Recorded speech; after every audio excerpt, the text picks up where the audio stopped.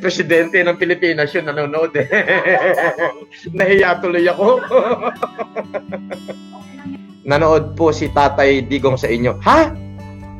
Sir Francis, nanonood po si Tatay Digong sa inyo. Uy!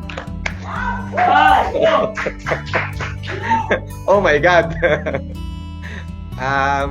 Kung nanonood po ang ating presidente sa aking ginagawa, mahal na Pangulo, bahala na kayo sa akin. Ang dami ko na sagasaan, mahal na Pangulo. Ako pinagtutulong-tulungan na eh. Pero ito lamang po ang aking kapamaraanan, mahal na Pangulo, para matulungan ang ating mamamayan at siyempre at ang ating gobyerno. Nanonood ko po sana. Hasta tama ba yung nabasa ko? Baka mali. Ayan. Idol nanonood.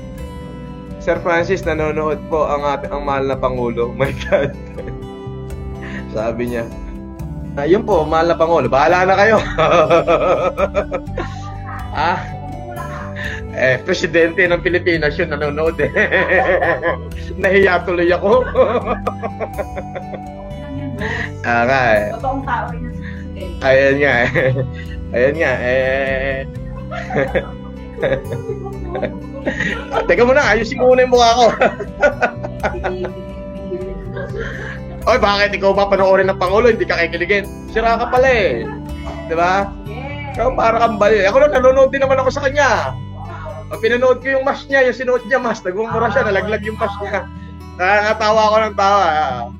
Alam niyo po, kung nanonood man po yung ating mahal na Pangulo, ay bahala na ho kayo sa akin, Mr. President. Alam niyo, ako hindi ko alam kung anong gagawin ko. Ang lalaking tao ho, pinagtutulong-tulungan nila ako. Pero okay lamang po yan. Kasi wala naman ho ko intensyong makapanakit ng tao. Ang intensyon ko lang ho, sa unang araw, ay alam ko na agad na napakahirap po ng ating pinaglalabanan. Napakahirap po ng pinagdadaanan ng ating republika, ng ating bayan. At sabi ko nga ho, unang-una na ako nakipagtalo sa mga kaibigan ko. Yung mga kaibigan ko, yung mga businessman. Bago ko sinimulan yung challenge, nag-away-away na ho kami.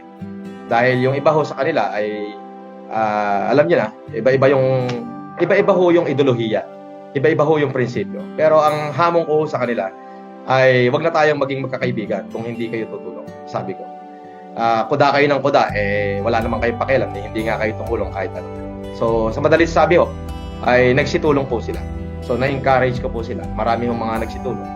Kasi ito ho yung alam kong paraan para makatulong din sa lipunan. Ngayon, kung darating man ho yung panahon na ako'y pupunahin ko yung inyong ginawa, may masasabi po akong ako'y may ginawa. Kaya, may karapatan po akong pumuna.